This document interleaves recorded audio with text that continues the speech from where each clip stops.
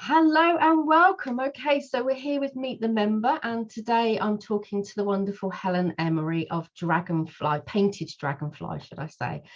Okay, so welcome, Helen. And so tell us, what is Painted Dragonfly? So the Painted Dragonfly is a mobile pottery painting business and I run it from my home just outside of Winchester. And it is whereby I deliver boxes, primarily I deliver boxes directly to your door with pre-chosen blank pottery and everything you need in that box to create a beautiful piece of bespoke pottery. Then I take it back, I glaze it, I fire it, and now you have a usable piece of pottery to use. Amazing. Oh wow. Okay, so so your families and your kids must love that. Absolutely brilliant. Okay, so you come from a background. So tell us a little bit about your working background. So my working background is that I spent 20 plus years as a chartered engineer, and the last 12 of those working for the Ministry of Defence as a civilian. But in April this year, I decided to go full time on my business, trying to balance work and family and, the virus and everything else. It just seemed the right time to do it. Brilliant. So, yeah, that's my background. So what was it that actually made you make that decision? Because it's quite a leap going from full employment, something like engineering, to decide to make pottery. Well, so if I take you back a few years to when my little boy was born in 2015, I returned to work following my maternity leave, and I went back part-time. I went back actually it was 4 days a week, sorry. But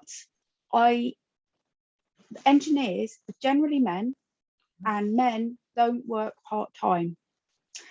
So I found that it was very difficult for me to get engaged with work, to maintain continuity, all of those sort of things, because I'd waited so long to have my little boy, that I was like, I don't want to work full time. And so it was very, very difficult. And a friend of mine had said, well, why don't you start your own business? And I'm like, oh yeah, that's a great idea.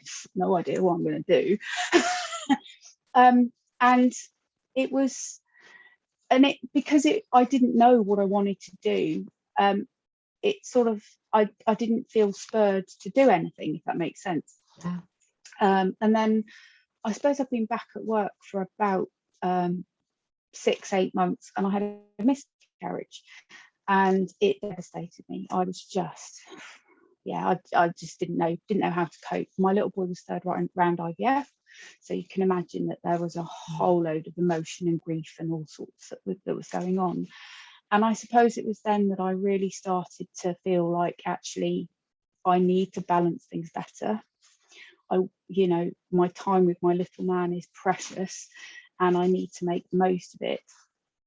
But it wasn't then until so at the end of 2017, 2018, I can't quite remember, the idea was born of I could do mobile pottery painting. And born out of necessity, as so often these things are. I'd ordered mugs with handprints on, like at nurseries, they make cards and stuff, and 2 mugs for Christmas as Christmas presents. And the supplier went, oh, we can't get them to you by Christmas. And I'm like, well, what's the point of that?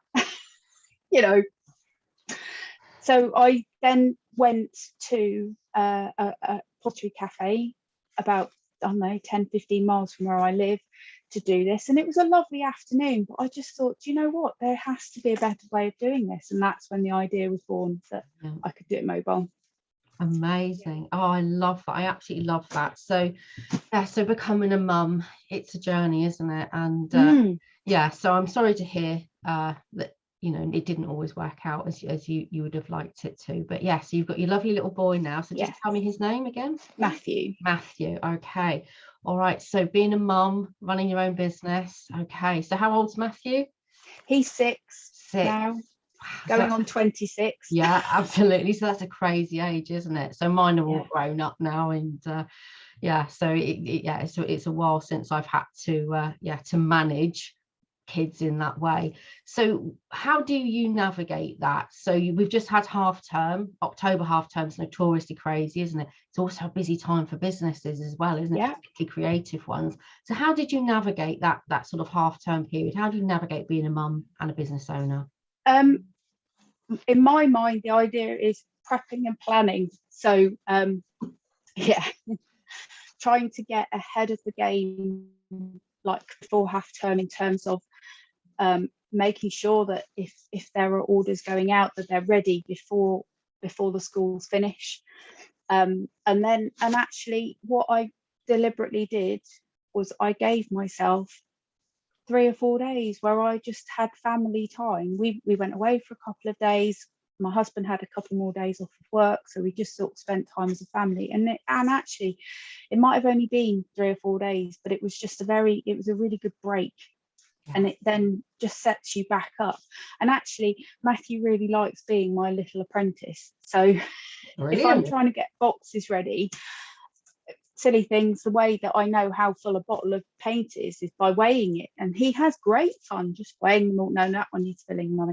And you know, just little things like that. I just try and bring him into that kind of daily routine. And I think it's really important for children to see that their mums are working, and they're not just solely looking after the house, looking after the life admin, you know, all of those kind of things. So yeah, it was a definite trying to set those boundaries up in advance and knowing how I was going to work it is the best way I can explain it. Absolutely. So I love planning and prepping. You know, I'm a big planning and prepping nerd. And it's what we have to do. We do it in our life, and then when we take on a business as well. And I love that that Matthew's getting involved as well. You know, a lot of the clients I work with, it's navigating that sort of icky place between life and business. You know, when you can create harmony between the two and include them, it just makes things so much easier. And giving yourself permission. I'm going to have 3 or 4 days, and just absolutely give yourself permission to do it. We can manage just about anything, can't we? So that's absolutely amazing. So I'm loving that, absolutely loving that.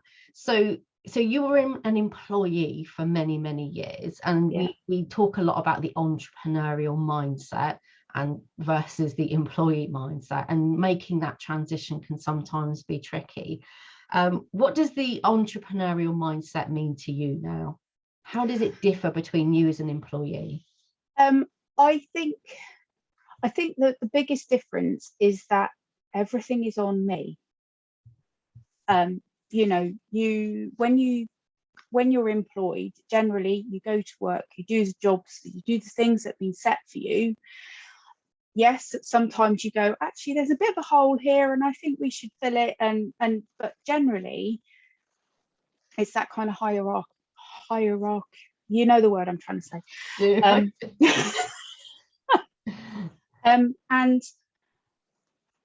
so now it's on me. If I know roughly what I've got to do most days. I certainly know what I've got to do in terms of my trade, how to get the boxes out, get the pottery ready, like glazing, firing, etc. It is all those other bits that you just don't realize. It is the planning, it's the budgeting, it's the social media, but it's all on me.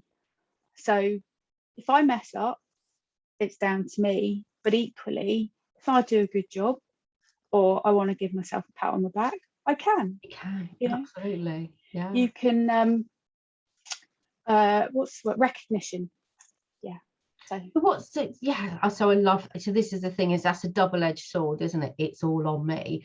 So we get to have all the power and all the autonomy. It's all on us. We get to make all the choices, and then it's like, oh God, it's all on me.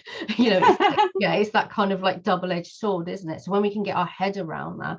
So when you think about life and the balance you have now between life and business, what's been made easier by the fact that you now have your own business?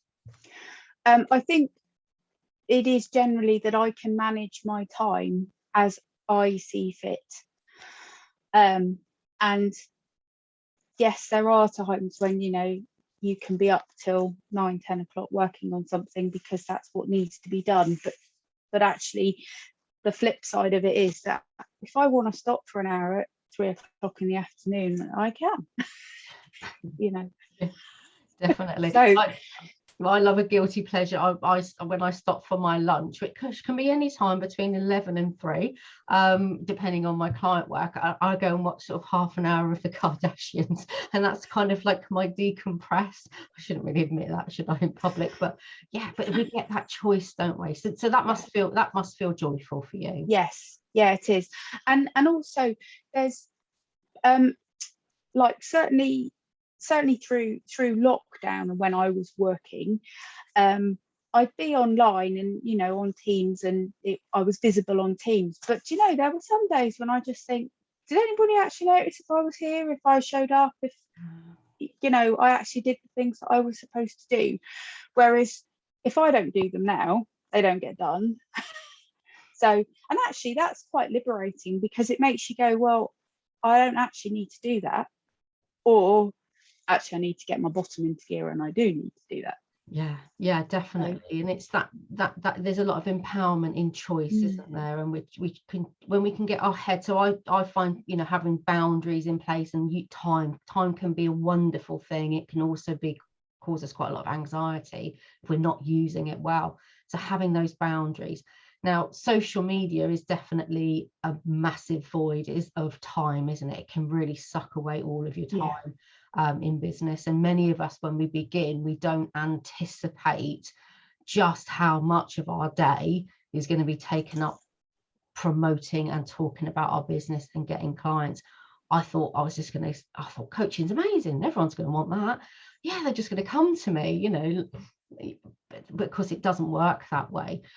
One of the things we know with social media is knowing our ideal client, isn't it? Being able to talk to the people that we want to sell to, because we're not selling to everyone, are we? How important is it for you, and how has it helped you, Helen, to know your ideal clients? I think I'm probably incredibly lucky that I know who my ideal client is. They are mums, not necessarily of one child, but of you know, more than one, but they're busy people. They want to keep their children entertained. They want to have they want their children to be creative. They want useful things at the end of an exercise. I don't offer ornaments, because who needs extra things to dust, quite frankly?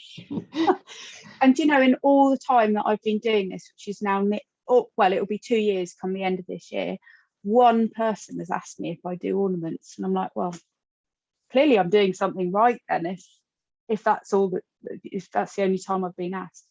So it's really helped, the fact that in some ways it's like me talking to my best friend when I'm writing those posts, and actually I get far more engagement when I do write those kind of posts, and also those vulnerable posts where you go, actually we've not all got it sussed, and so that is really useful. I would say to anybody, know your ideal client, put a picture of, you know, visualize them. Absolutely. And what I often see with clients as well is that they are their ideal client. I mean, I know certainly for my coaching business, but also for the dog business, you know, I would have been my ideal client, you know.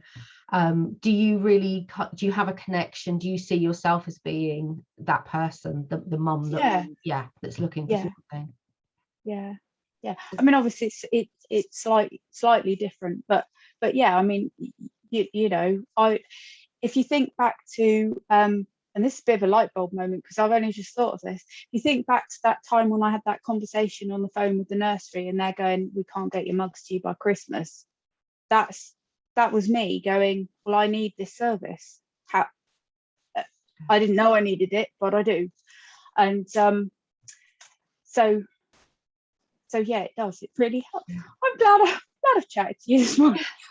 Well, this is the thing. thing, isn't it? And we can, and so this is where, so this is, that's what I love about mindset work as well, is because it's that realization, oh, I hadn't thought of that. And I love it when a client says, oh, I should have known that. Yeah, but we've got it all on the inside, and that's often where our inspiration comes from, isn't it? And you know, mindset work is about tapping into the subconscious. And when we can have easy conversations and those realizations, it's a lovely feeling, isn't it? So and you know, my business was inspired by my need for, oh my God, I need people. I can't do this on my own. I need, needing to reach out, and then creating it from that. So it's absolutely joyful when we can actually set up a business and have it be so passionate and so personal as well. So let me ask you, what was the best piece of advice you were given in your business journey? The best piece of advice was, don't try and do it all at once. Like, you know, because I've had so many ideas, and you know, it's like, okay, let's concentrate on doing one thing, doing it well, and then move on to other things. And I think a good example of that is that before I'd even bought my kiln, I got asked if I would like to do a children's birthday party and do a like a, not a Christmas fair, but a fair.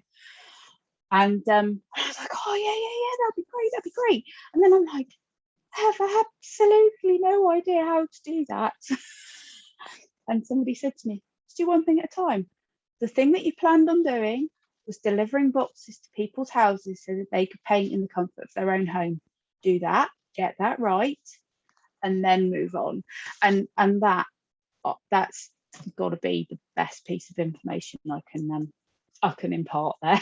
Brilliant. Yeah, I love that. I absolutely love that. And so it's our passion. Our passion is our inspiration, isn't it? It's our ideas. And often when I talk with clients about planning, ideas, again, it's a double-edged sword. They're amazing. It's like, oh yeah, I can do this, I can do that, but they can also be quite distracting and take us away from, you know, what we plan to do. So having a plan for your business, doing things, you know, get one thing, make it work, and then go on to the next thing. Because there's a lot of panic, I think, certainly when we start a business as well, that we see other people doing it all, but of course what we forget is they've probably been doing that for a long time, and that kind of need to sort of keep up. And so I need to be doing it completely in order.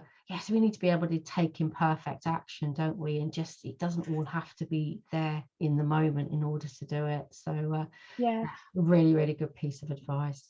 And I think you've just hit on something else, that, like, I've always been a perfectionist. Right. And you know, if I'm going to do a job, I want to do it right. But actually saying to myself, do you know what, you're in completely uncharted territory here. You're going to make mistakes, and that's absolutely fine. And just allowing yourself to go, yeah, no, that's okay. It's fine. You know, because I remember hearing something a while ago about when you go to a gallery and you look at a picture on the wall, you see an artist's finished piece, but you don't see the dozens of sketches that have gone before it, and all of the trying with different color paints and brushes and everything. And I think that's a good mindset to be into, is that actually it takes time to get to a point where you can hang a picture on a wall. Definitely. And because we see the finished article, don't we? And again, social media is a lovely tool for showing us other people's polished, finished, amazing things, doesn't it? And there's always that need to sort of like put pressure on ourselves, and just reminding ourselves that we're on our own path, we're on our own journey, we're doing it in our own time. And a good, something I kept reminding myself, because I put a huge amount of pressure on myself, was just have fun, just enjoy it, you know, stop making it difficult. You know, my book, does it mean to be this hard? Because I was the one making it hard. Nobody else was making it difficult, and we put that pressure on ourselves, don't we? So that's absolutely joyful to hear, Helen. I love that. And with that mindset, getting that business up and successful and sustainable and joyful. Yeah, it's going to be absolutely amazing. So I love that. So what's coming up for you? What's next? What have you got, events or offers coming up? Yeah, so I've got a couple of events coming up. They're both based in Winchester in December. I'm doing 2 Christmas fairs, one supporting a local charities in the village where I live, which is being run at the local sports and leisure club. And also another one in Winchester, but that's for preschool, raising funds for preschool. So, and I'm really looking forward to both of those. Oh, it reminds me of my days on the PTA. I chaired the PTA for many years.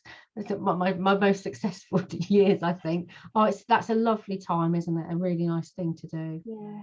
So I'm looking forward to doing both of those and meeting people. And that's not something that I find natural.